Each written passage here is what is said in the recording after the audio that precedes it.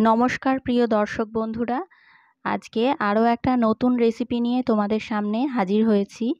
কাঁচা আমের দিন তো শেষ হয়ে যাচ্ছে, এখন চলে এসেছে পাকা আমের দিন। বাজার ছেয়ে গেছে মিষ্টি মিষ্টি পাকা আমে। তো আজকে পাকা আম দিয়ে একটা খুবই সুস্বাদু ব্রেকফাস্ট রেসিপি তোমাদের সঙ্গে শেয়ার করব। ভীষণ সহজ আর একদম কম সময় হয়ে যায়। ঝটপট সকালবেলা যখন খুব তাড়াহুড়ো থাকে তখন কিন্তু এই রেসিপিটা তোমরা বানিয়ে ফেলতেই পারো। তো তার জন্য প্রথমেই আমি একটা পাকা আম নিয়ে নিয়েছি। আমটাকে খোসা ছাড়িয়ে এরকম ছোট্ট ছোট টুকরো করে কেটে নিয়েছি। তারপরে সেটাকে আমি মিক্সিং জারের মধ্যে দিয়ে দিলাম।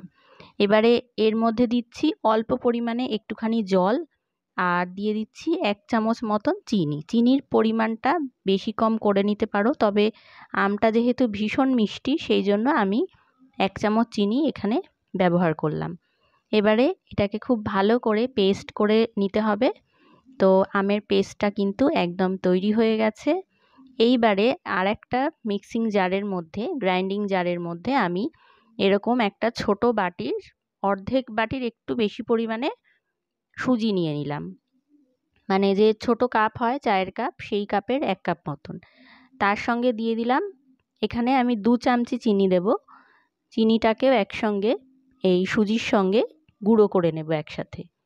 তো এখানে 2 চামচি চিনি দিলাম, আর আমের সঙ্গে আমি 1 চামচ চিনি ব্যবহার করেছি। তো এবারে এই সমস্ত কিছুকে খুব ভালো করে গুঁড়ো করে নিতে হবে।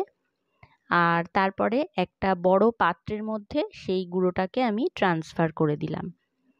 এবারে এই যে সুজি আর চিনির গুঁড়ো, সেটা কিন্তু একদম খুব মিহি হয়নি, মানে নর্মাল যেরকম সুজি গুঁড়ো করলে যেরকম হয় অনেকটা চালের গুঁড়োর মতন সেই রকম হয়েছে। তো এর মধ্যে আমি কিন্তু এই যে আমের যে পাল্পটা, মানে আমের যে মিশ্রণটা তৈরি করেছিলাম সেই পেস্টটা দিয়ে দিচ্ছি। এবারে এর মধ্যে দিচ্ছি সামান্য একটুখানি নুন, খুবই সামান্য পরিমাণে লবণ দিলাম। এবারে লবণ দিয়ে এটাকে খুব ভালো করে একটু মিশিয়ে নিতে হবে।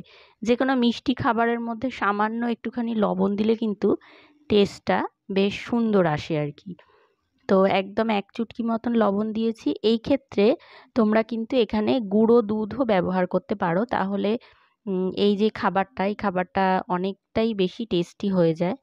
তো আমি এখানে গুঁড়ো দুধটা ব্যবহার করিনি, কারণ কি আমি প্রথমবার এই রেসিপিটা করছি, সেজন্য আমি ভাবলাম যে কি জানি খারাপ হবে নাকি, মানে ঠিকঠাক হবে কিনা জানি না, সেই জন্য না আমি গুঁড়ো দুধটা ব্যবহার করিনি। কিন্তু বানানোর পরে এতটাই সুন্দর হয়েছিল, তখন মনে হলো গুঁড়ো দুধটা দিলে কিন্তু ভালোই হতো, আরও বেশি টেস্টি হতো। তো যাই হোক, এবারে দেখো এটাকে খুব ভালো করে কিন্তু আমি মিক্স করে নিয়েছি। আমের পাল্পের সঙ্গে সুজি আর চিনির যে মিশ্রণটা সেটা কিন্তু একদম ভালোভাবে মিশে গেছে। এবারে এর মধ্যে আমি দিয়ে দিচ্ছি একটুখানি বেকিং সোডা। বেকিং সোডাটা দেওয়ার পরে আমি তার মধ্যে সামান্য আর একটুখানি জল দিচ্ছি। এটাতে কিন্তু জল খুব একটা লাগেনি, ওই আমের পাল্পটা মানে পেস্টটা তৈরি করার সময় একটুখানি জল দিয়েছি, আর এই এখন একটুখানি জল দিলাম। তারপরে খুব ভালো করে এটাকে মিক্স করে নিতে হবে। বেশ একটা ফ্লাফি ব্যাপার চলে আসবে, সুজি যেহেতু আর তার মধ্যে আম দেওয়া রয়েছে, তার সঙ্গে বেকিং সোডাটা দেওয়ার পরেই এরকম একটা ফ্লাফি ব্যাপার চলে আসবে। এবারে দেখো আমি এখানে একটা ওই যে তড়কা প্যানগুলো হয় সেরকম একটা নিয়েছি। এটা কিন্তু সবথেকে ভালো হয় ইডলি স্ট্যান্ড হলে, ইডলি স্ট্যান্ডে এটা খুব ভালো হয় এই রেসিপিটা। তো তোমাদের কাছে যদি ইডলি স্ট্যান্ড থাকে তাহলে কিন্তু অবশ্যই তাতেই বানানোর চেষ্টা করো। তো আমি এরকম একটা তড়কা প্যানের মধ্যে নিয়েছি, নিয়ে মিশ্রণটা পরিমাণ মতন দিয়ে দিলাম। দিয়ে একটুখানি জাস্ট ওপর থেকে একটু সমান করে দিচ্ছি চামচের সাহায্যে। এবারে একদম লো ফ্লেমে, একদম একদম লো ফ্লেমে এটাকে ঢাকা দিয়ে আমি ওই মিনিট 5 মতন আর কি আমি কিন্তু এটাকে একটু হতে দিয়েছি, রান্নাটা হতে দিয়েছি। তো তারপরে আমি ঢাকনা খুলেছি, খোলার পরে কিন্তু একটা টুথপিক দিয়ে এইরকমভাবে একটু চেক করে নিয়েছি যে এটা ঠিক হয়েছে কিনা, মানে এখনো কাঁচা ভাব আছে কিনা। তো দেখলাম যে না, একদম হয়ে গেছে পারফেক্ট। এবারে খুব হালকা হাতে এটাকে আমি নামিয়ে নিয়েছি, একটু উল্টেও দিয়েছি মাঝখানে। তো এটা কিন্তু একদম তৈরি হয়ে গেছে, অসাধারণ লাগে। তোমরা মানে একবার না বানালে কিন্তু বুঝতে পারবে না, আর দেখলে কত সহজে কিন্তু রেসিপিটা তৈরি হয়ে গেল।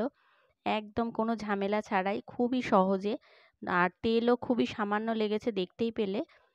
মালপোয়াও বানানো যায়, কিন্তু মালপোয়াতে অনেকটাই তেল লাগে, সেই জন্য এটা কিন্তু মালপোয়ার থেকে অনেক কম তেলেই তৈরি হয়ে যায়। আর সকালবেলা বা সন্ধেবেলা তোমরা অনায়াসে বানিয়ে ফেলতে পারো। তাহলে বন্ধুরা, পাকা আম বাড়িতে নিশ্চয়ই আছে, আর দেরি না করে রেসিপিটা কিন্তু আজকেই বানিয়ে ফেলো।